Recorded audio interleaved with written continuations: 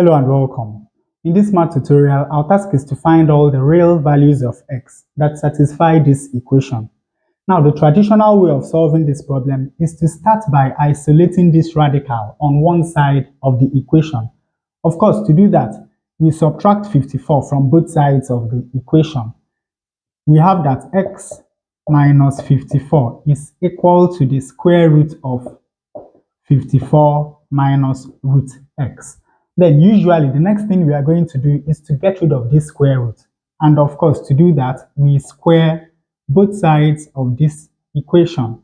This is going to take care of that, giving us that x minus 54 squared is equal to 54 minus root x. Now we still have a radical.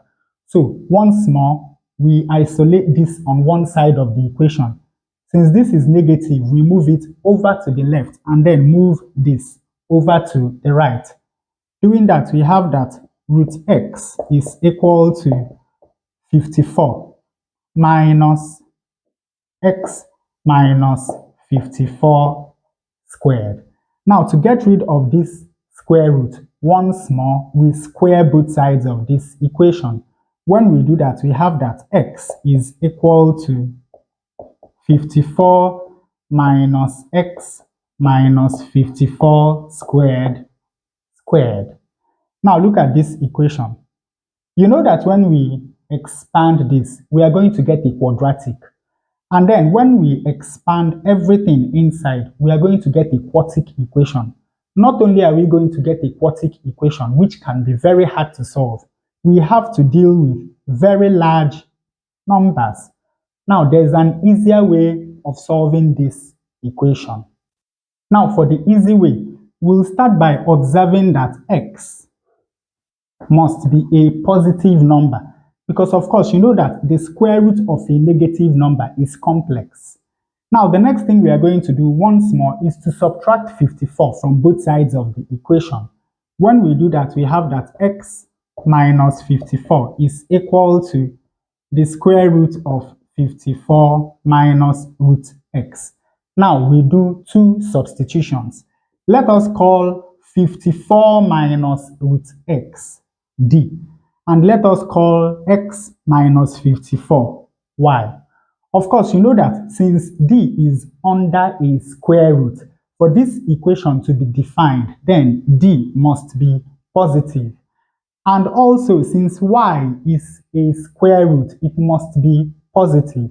So we have that both d and y are positive numbers. This is very important. Now, from this equation, we have that y is equal to root d. And of course, you know that when we square both sides of this equation, we have that y squared is equal to d. Now, the next thing we are going to do is that we will add y and d. So we have that y plus d is equal to, remember, y is x minus 54 plus d is 54 minus root x. Of course, you know that minus 54 plus 54 is equal to 0. So we have that y plus d. But now remember that d is the same as y squared. So here we have y squared is equal to x minus root x. Now we can factorize the left-hand side of this equation. These two terms have a common factor, which is y. Y divided by y is 1 plus y squared divided by y is y. We can also factorize the right-hand side of this equation because these two terms have a common factor, which is root x. Remember, x is equal to root x times root x. So here we have root x into x divided by root x is root x minus root x divided by root x, of course, is 1. Now let us look at this equation.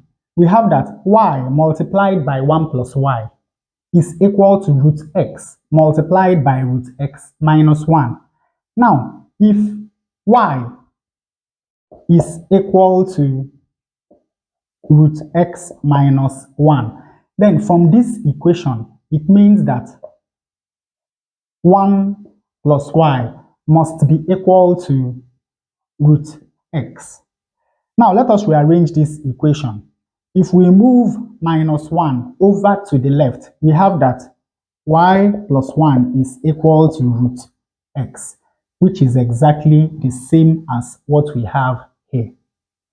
But now, this argument can only be possible because both y and root x are positive quantities. This is very important because you know that 4 times 3 is equal to minus 3 times minus 4, right? But 4 is not equal to minus 4. So this argument we made here can only be possible because both y and root x are positive quantities. So from here, we have that 1 plus y, which of course is x minus 54, is equal to root x. 1 minus 54 is minus 53. So we have that x minus 53 is equal to root x. Of course, to get rid of this square root, we square both sides of this equation. Ultimately, we have that x minus 53 squared is equal to x. So basically, we have reduced this equation into this much simpler quadratic equation. Now, to solve this equation, let us start by expanding the left-hand side. We have x squared minus 2 times x times 53. That is 106x. Then plus minus 53 squared, which is the same as 53 squared, and this is equal to x. Now, moving this over to the left-hand side, we have x squared minus 106x minus x plus 53 squared is equal to 0. Minus 106x minus x is equal to minus 107x. We have x squared plus 53 squared, and everything is equal to 0. Now, we cannot solve this quadratic equation by factorization, so let us complete the square. The first thing we are going to do, of course, is to move this constant term over to the right-hand side. When we do that, we have that x squared minus 107x is equal to minus 53 squared. And now, to complete the square on the left-hand side, what we are going to do is to divide minus 107 by 2, square it, and add to both sides of this equation. When we do that, we have x squared minus 107x plus minus 107 over 2 squared is equal to minus 53 squared plus minus 107 over 2 squared. Now, we have a perfect square. So we take 1x and we take 1 minus 107 over 2 and we square. Now, this is equal to, of course, you know that minus 107 over 2 squared is the same as 107 over 2 squared. Then we have minus 53 squared. But let us write 53 as 106 over 2. Then we have squared. Now you can see the difference of two squares, and you know how we factorize this. This is equal to 107 over 2 minus 106 over 2 multiplied by 107 over 2 plus 106 over 2. Now 107 minus 106, of course, is 1, and then we have 2, multiplied by 107 plus 106 is 213. We have 2. And this times that is equal to 213 divided by 4. Now, this is why I like completing the square. It makes handling large numbers very easy. Of course, to solve this equation, all we now have to do is to take square root of both sides of the equation. When we do that, we have that x minus 107 over 2 is equal to plus or minus the square root of 213 over 4. Of course, this is the same as plus or minus the square root of 213 divided by the square root of 4, which is equal to 2. And finally, adding 107 over 2 to both sides of this equation, we have two values for x. We have that x is equal to 107 over 2 plus root 213 over 2, or 107 over 2 minus root 213 over 2. Now, these two values of x are both positive, but the only value of x that satisfies this equation is the larger value of x.